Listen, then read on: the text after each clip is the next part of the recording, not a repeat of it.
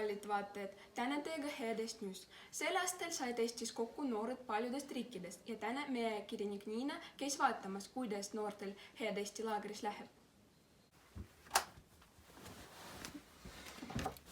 Ärade plätusvalemme pärast mandariini mikrofoniks. Ütle sinäga, millega sa seostad Headesti laagrit? Lõbuga. No mul väga meeldib see laager, mul on palju sõpru ja siis mulle meeldib mängida siin, mulle meeldib kõik siin. Söök on tasuta ka. Muhe.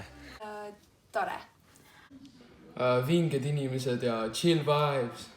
Vabadus. Väga huvitav. Sõpradega. Mitu punkti 1-10 annad Headesti laagrile? Täis 10. 9, sest midagi ei ole perfektne. 10. Super. 10. 11. 9. 10. 100 miljon. Aitäh, Niina! Ja nüüd me teeme, mis nad seal Venneveres teevad ja mida laagrist mõtlevad. Teiega oli Headest News. Aitäh, et olite meiega!